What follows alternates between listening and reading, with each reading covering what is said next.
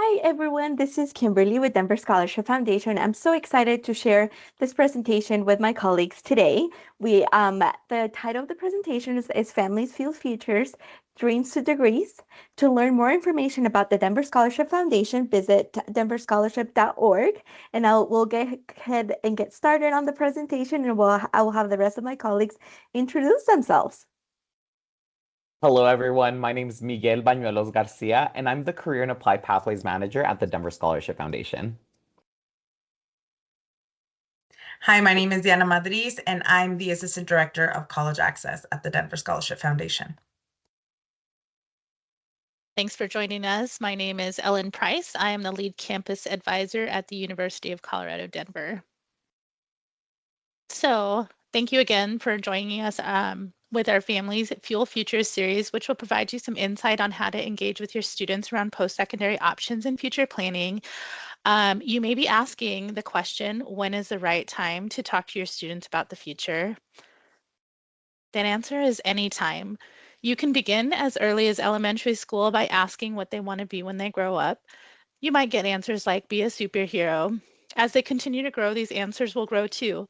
In middle school, it'll be unlikely that they'll still want to be a superhero, but there'll still be aspects of being a superhero that will continue to be of interest to them, like helping people or solving crime.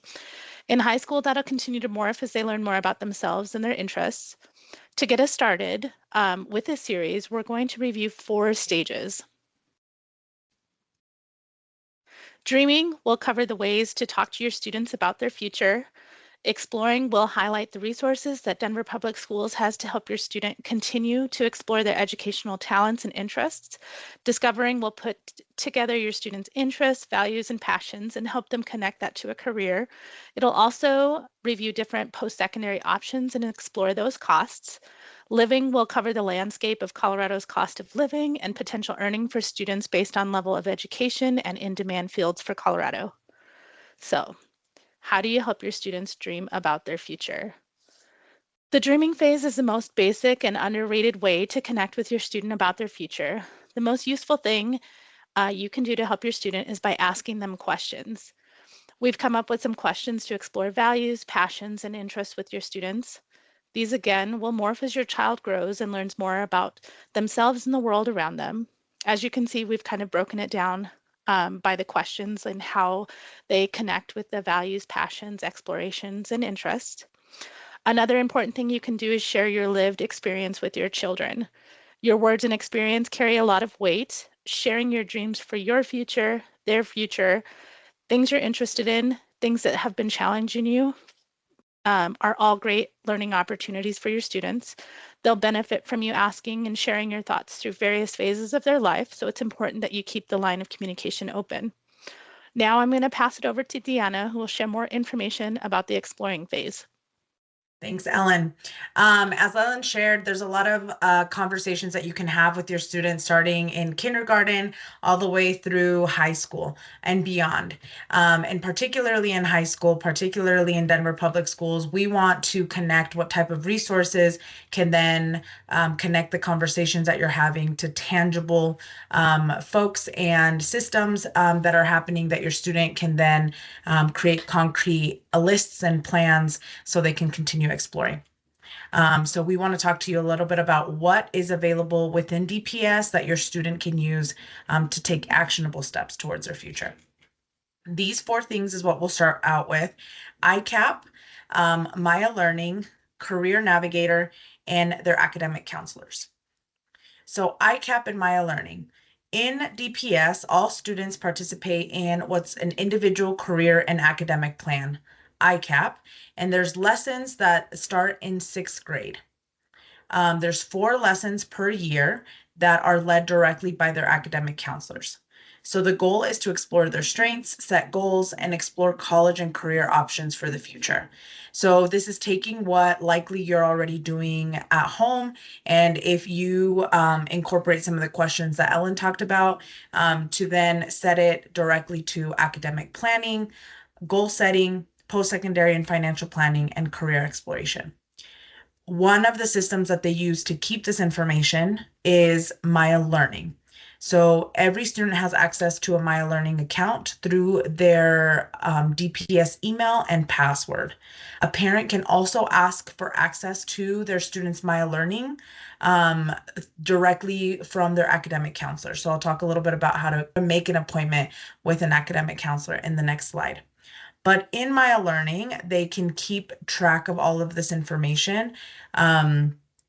And there's additional assessments that they can do and they can review together with you. Under assessments, the interest profiler, work values, and personality. So not only do they have access to learning a little bit more about themselves through different surveys, but they can also then explore careers directly through a career tab where it talks to them a little bit more about what types of things could they be doing on a regular basis in that role. What is the salary projection? What are the likelihood of those jobs increasing in Colorado or maybe another state that the student is interested in? Career navigators and counselors. So these are two different folks that are in your students' schools that can help explore a little bit more around career. So the district has a career and college success model that starts as early as kindergarten. When it comes to the high school level, they really concentrate on career and technical education, and that can start through taking college level courses, while in high school, internships, apprenticeships, but also transitioning directly into a technical college right after high school. The email address that I have here is for you can email this address and ask for who the career navigator is at your student's school.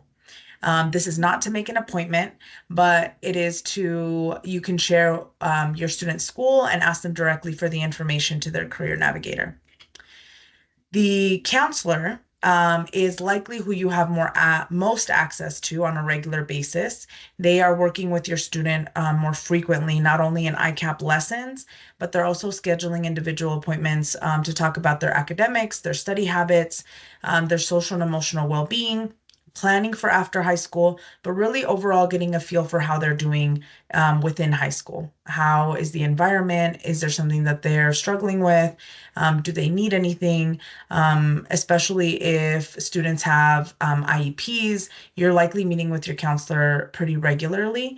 But if you haven't met with your student's counselor yet, you can reach out directly to the school to set up a meeting with the counselor to talk about any planning or any areas of concern that you have with your student. Lastly, you also have us, the Denver Scholarship Foundation. So we have college advisors within 15 different high schools in the district. And we work directly with students in grades 9 through 12 to support them in additional supports for planning after high school. So we have what's called Future Centers, and this is information that you can access directly on our website. We have checklists of things that students could be doing in each grade level to help them better prepare for after high school. These are the 15 schools that we are part of. And if your student is in grades 9 through 11, they can be part of CAP, the College Access Program, which is just working earlier with the college advisors to explore and plan interests. So it's additional supports.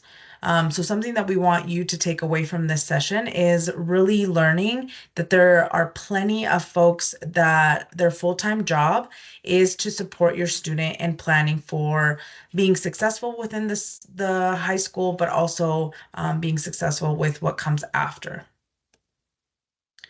These are a sample of the checklist. You can use a QR code or you can go directly to our website, denverscholarship.org, and print them out yourself. Next, it's discovering. So we learned a little bit about questions that you can ask as a parent continuously to explore and evaluate interests, connecting those to the resources within your student school. And now it's really aligning those interests to possible careers.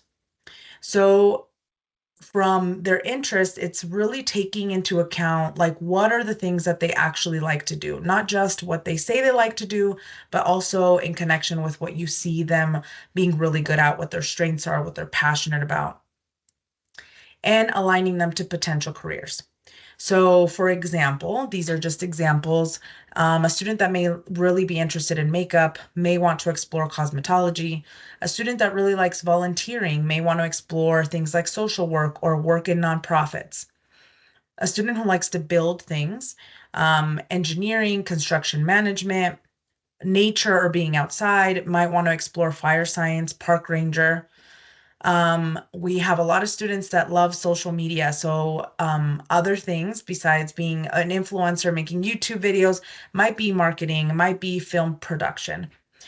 Students like to play video games. There are careers around video games. So coding, computer science, visualization, graphics. There's a lot of pieces that you can explore with those interests.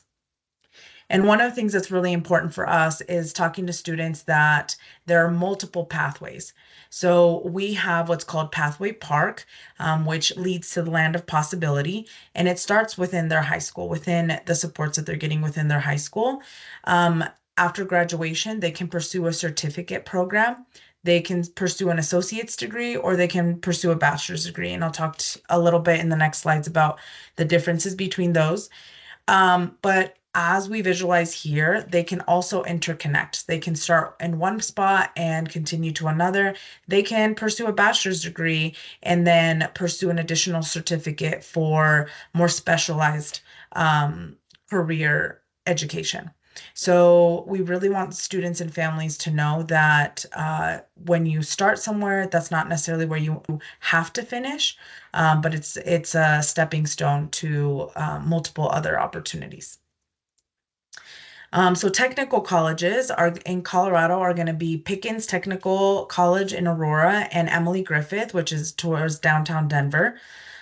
These are schools that have programs that are meant to be really hands-on and lead directly to employment after graduation.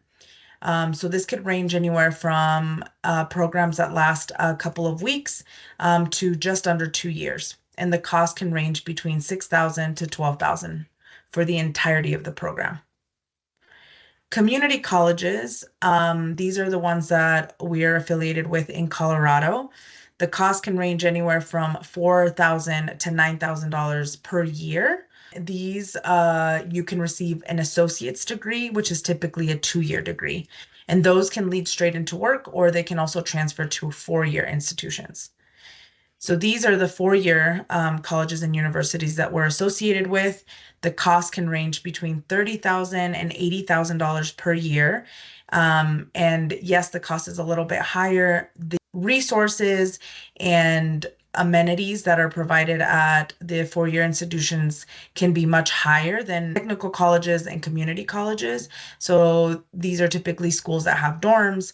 These are typically schools that have research opportunities as well, that have things like gyms and libraries and a lot of public facilities that students can access. But these are the colleges in Colorado that we are affiliated with. Here, students can get a 4-year bachelor's degree, and students can transfer here after getting certificates, after getting associate's degrees, just like we visualized in the Pathway Park. So something else that's really important for us is that families explore college costs. We know that costs tend to be a stressor for families, and we want to eliminate it being a barrier for opportunities after high school. Financial aid is something that can help pay for college expenses, and financial aid is not just loans. Every student can apply for financial aid regardless of their citizenship status. And in our March webinar, we will go into much more depth around what is financial aid, how do you apply for financial aid, and how to make sure to maximize that depending on what your post-secondary plan is. A way that you can start exploring costs now, whether your student is in 9th grade or whether they're a senior, is making a list of colleges and researching their the cost of attendance.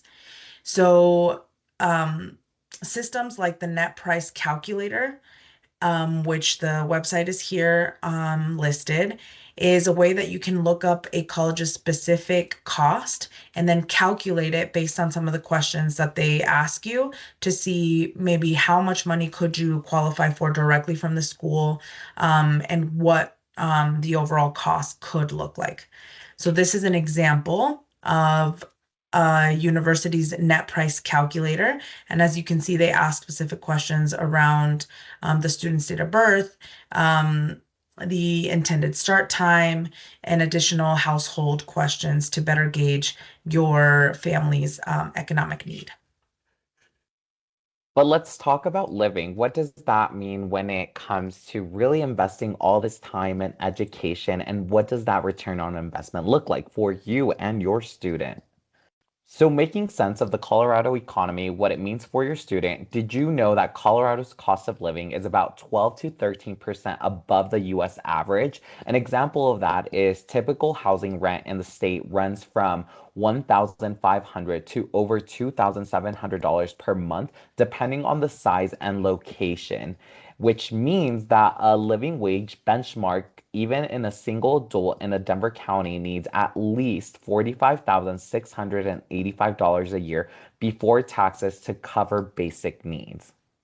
This gives us a little bit more of an idea as to how much money does one need to make in order to be living a comfortable lifestyle in the city of Denver, but more importantly in the state of Colorado. So the graph that you're seeing on your screen right now is the median weekly earn for Coloradoans in 2023 by the level of education attained for those 25 years or older. You'll quickly see that someone that has a bachelor's degree will be receiving around $1,405 a week, compared to someone who has less than a high school diploma only receiving $768 weekly. And these are median salaries, so it's also going to vary depending on the career the student decided to choose.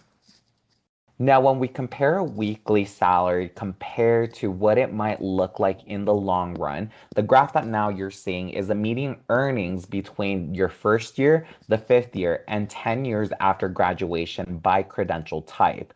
What you're seeing now is that if someone were to earn a certificate, their first year median earnings would be around $48,580. And by the 10th year of that certificate, the person should be seeing an increase of 26.2%.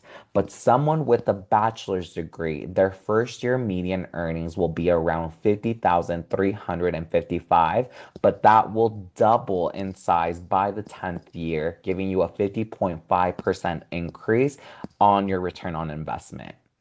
But this isn't just about having the degree and making sure that you're seeing that return on investment and guaranteeing you a job. What employers want to see is different opportunities based on your skills and competencies. So not just degrees, but really making sure that the students also developing the skills while they're earning these degrees and or certificates. So in-demand skills for Colorado employers are technical and essential. Technical skills refer to software skills, data analysis, network and system administration, while essential skills are referring to making sure a student's able to participate in teamwork, is able to communicate, making sure that they're able to do critical thinking, and these come up in employer reviews of alignment gaps. So when we're talking to employers and making sure that we're understanding what's an ideal candidate, this is oftentimes what comes up. And to provide you with a better understanding of what fields have a strong pay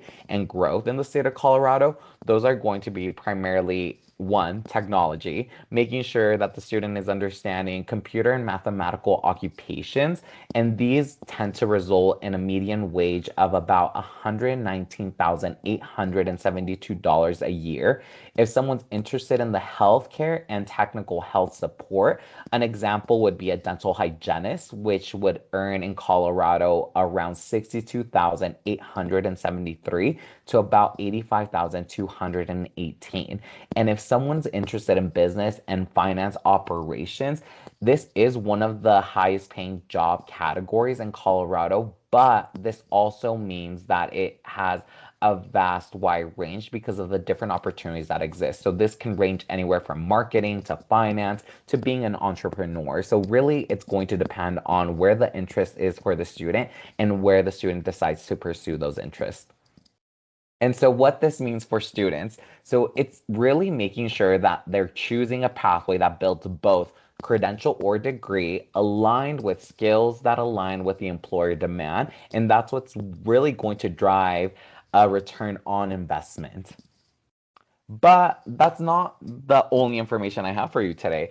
If you would like to follow up with us, we do have 2 upcoming events happening in March, which is Families Fuel Futures, the spring virtual sessions, which will happen on March 11th and 18th. And this is going to cover a little bit more about the cost of attending college and how to pay for college.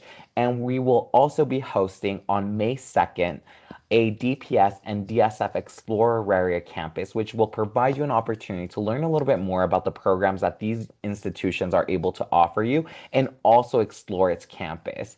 If you would like additional information, please visit us at denverscholarship.org or follow our social media networks to provide you with additional information that happens in our organization. And you can find us on Instagram and Facebook at Denver Scholarship Foundation.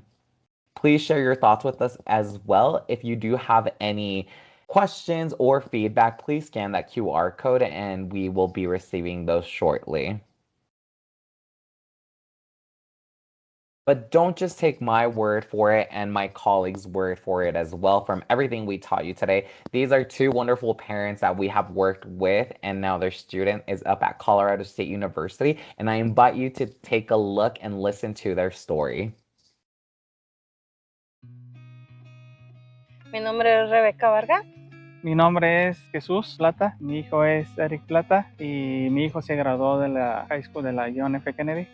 Él va a la Universidad de Fort Collins, Universidad Estatal de Colorado.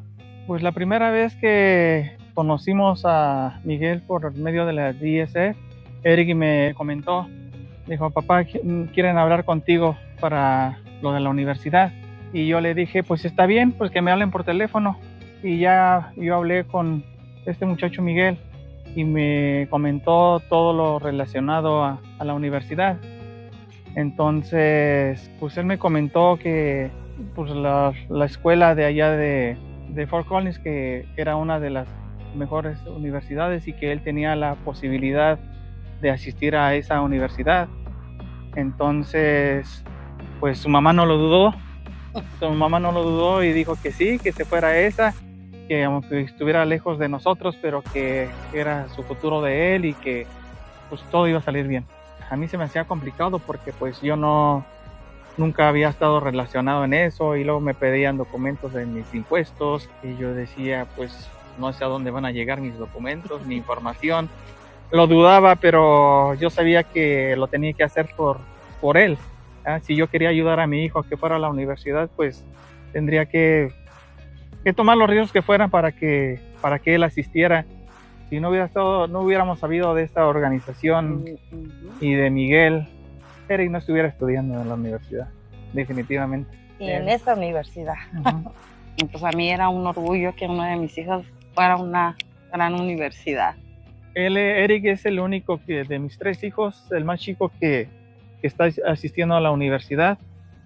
Tal vez mis otros hijos no asistieron a la universidad por falta de información y que nosotros no nos involucramos desde el principio con él.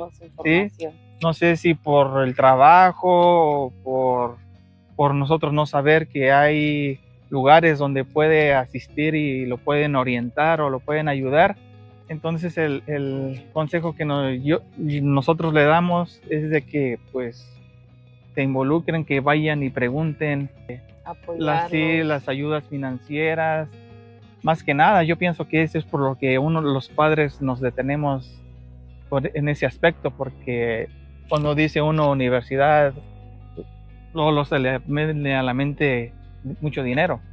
contrario, tratar de decir si se puede, investigar y apoyarlos Ajá, y estar con ellos.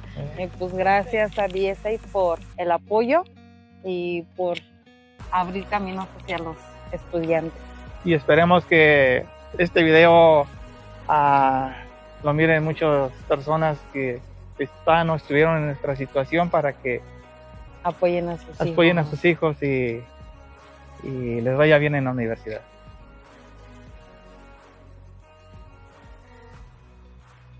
Thank you so much for watching, and we'll see you next time.